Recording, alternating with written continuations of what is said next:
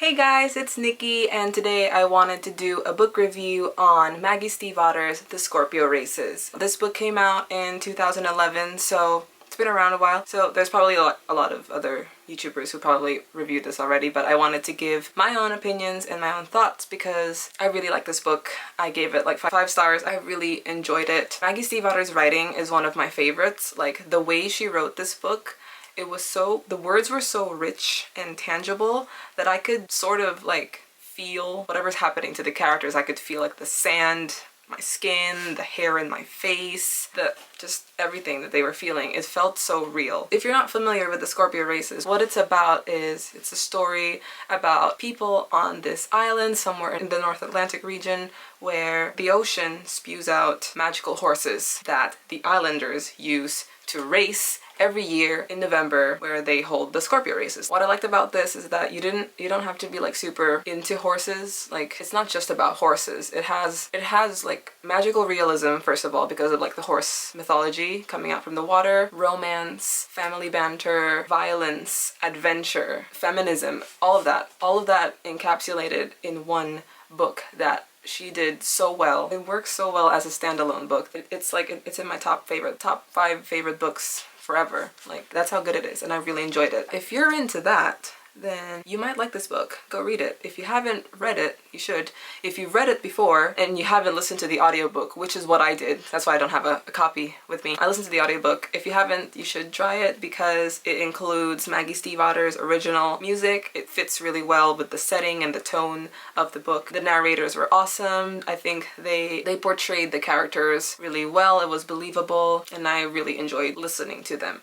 But now I want to get my own copy because I want to like read it in my own head, like hear voices of my own. That's kind of the thing with audiobooks. It's like the voices are provided for you, but sometimes you just want to hear the voices of these characters for yourself in your own head. So yeah, basically that's the non-spoilery part of this review. People who've not read it before, you can step out of the video and come back and discuss with me once you've read it, or if you have, then you can fangirl with me about this book because it's really, really cool. Okay, spoilery section of this. The characters in this book are like super cool. Like, they're all different and they all work well together. I love Puck so much. She is awesome. She is so brave to be able to be the one to fight all of like these misogynistic islanders that don't want her to race for the first time. I really liked how she wrote her. I liked how like she wasn't gonna back down, even though she had a lot of doubts in her, like, oh, should I still continue this or not, because Gabe wanted to leave, but she didn't stop. Like, it became more for her instead of just her wanting Gabe to stay. And I love Dove. Dove is so cute. Like, I love Dove and Puck's relationship. It was so loving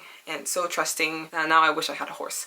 I really like their relationship. It was really great. And then we have Sean, who is kind of like the opposite of Puck because he's intense, he's moody. He's basically the horse whisperer. He can take care of all the horses in the Kapel Ushka that come out of the water, and people rely on him. People are in awe of him because he is a legend in Thisbe. I liked his relationship with Kor because it was really loving, and you can tell that Kor really, really loves Sean, even though in Sean's head it's like, oh, I can't trust him because it's a Kapel Ushka. It can kill me anytime it wants, especially if it goes near the water. My goodness. Let's talk about Finn. Finn is adorable. I understand how he doesn't want to show too much affection considering how their parents are gone and Gabe is MIA most of the time, and they're very poor and they only eat the same thing every night. It's understandable why he doesn't really want to show too much affection to Puck, but I loved the relationship of the siblings. I see me and my siblings in them sometimes. He's just great, like how he was so helpful to her, giving her the money, like, hey, I sold the Morris, or just being his adorable self. He's there for Puck, even though Puck sometimes feels like all of her like siblings are leaving her. George Hawley. So when I first encountered George Hawley, I was skeptical about him. Like, I didn't trust him at all because he was like, he's the American in this book. I wasn't sure about him. Like, I wasn't sure, is he gonna be, because he's kind of like the American Malvern. Like, they're both rich, they both own horses in a giant like stable, and that's why he's like trying to buy horses from Malvern. So yeah, I wasn't sure about him.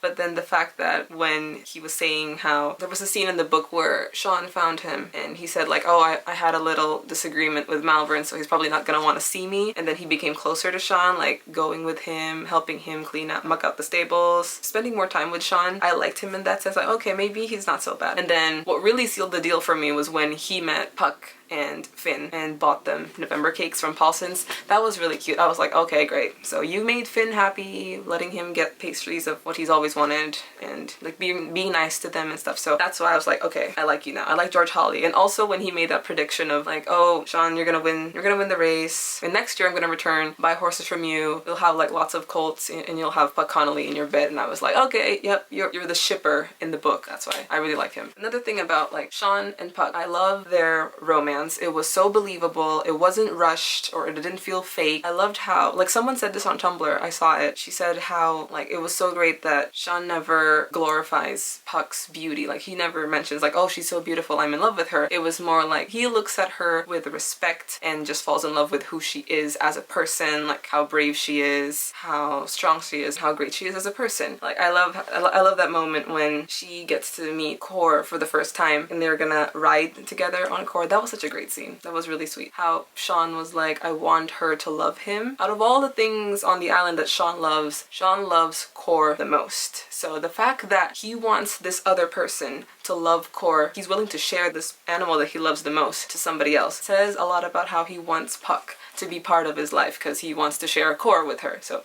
I thought that was really cute. There was also something to be said about Kor and Dove's relationship, how like Sean mentions that if a Kalpal Ushka is like making a fool of themselves in front of another horse, it means that they're attracted to that horse. So I thought that was really cute. Kor was just like, that just kept trotting and trying to impress Dove. I thought that was really cute. I'd like to assume that Kor and Dove would end up together just like their owners would. About Gabe. Gabe is the oldest sibling who is just done with the island and just wants to like leave, and he's the reason why Puck wants to race in the first place, to make him stay. I really didn't like him at first. Like I thought he was being unsupportive and completely detached from his family. I thought that's just not fair. Like I felt Puck's pain when she found out that he's been spending more time with Grutton's family than with them. So I felt really hurt by that and the fact that he still didn't want to talk about it. But then I'm glad towards the end, like, yeah, I forgave him because you realize like he does love them. He's been doing everything for them, like working so hard, but then, you know, it's bittersweet. Like, I understand that he's working really hard to make sure that the house doesn't get taken. He's working all the time. Then he could have at least talked to them about it. I guess, again, they're not really, like, really good with expressing their emotions, just like Finn is. I'm glad that they got along at the end and he was there to support her during the races. I forgave him in the end. And speaking of the ending, the race itself was so intense. I was so scared. I really thought that Sean was the one who was gonna win and Puck would be second, because that's what they were talking about, like, on the cliffs when they had that really nice moment on the cliffs, like they would be kings and queens of Skarmoth. That was really cool. Yeah, I thought Sean was gonna win, but then Puck won and I was like, this is way better. Like, yes, thank you. So Puck won, but I was so scared that Sean was going to die. Like, I was like, oh crap, she's gonna kill Sean. But then when you see Sean like on top of him, it's like Kor is like protectively covering him from the ocean and hasn't like eaten him or whatever. I had tears in my eyes and I was so happy that he was okay. But then Kor was hurt and that broke my heart. The fact that he stayed there to protect Sean no matter what. He could have like jumped into the water or eaten Sean, but he didn't. He protected him and stood by him. Shows how much Kor loves Sean a lot. Another really cool thing that Puck did, I like how Puck gave Malvern a piece of his medicine. Like, she went in there and like, I have 3 things I want you to do for me. I'll buy Kor, give me a job, the payment for the house. So that was really cool. Like, and then the ending when Kor is like broken, he's limping and he can't race anymore. He can barely walk. Sean, of course, tries to lead him to the water to get him to go back to the ocean to get healed and be part of like where he came from. He's trying to take him back and he was like, okay, I gotta go, bringing Kor into the water. And then of course Sean is heartbroken, I'm heartbroken, everybody's heartbroken. And then as he walks back, he sees that Kor is just crying, like wailing out for him. And Sean's like, no, go back to the water. Kor's not having it. He's like, nope, I'm coming back to you. And I was crying. So that was really sweet. That ending where Sean was trying to bring him back to his habitat, but he didn't. Kor came back to him. That reminded me of like the ending in Life of Pi. And I'm sorry if you haven't read Life of Pi or you've seen the movie, mute this part. The ending where Pi gives back Richard Parker into the wildlife and he looks at him and then just goes back into the jungle. That really made me sad. But then in the Scorpio races, it was like the complete opposite. Instead of Kor going back into the water, he came back to Sean. So I thought that was really great and such an amazing ending to the story. So that's all my thoughts on the Scorpio races. I really liked it. That's basically it. Alright. Thank you so much for watching. I will see you guys on the next video. Bye.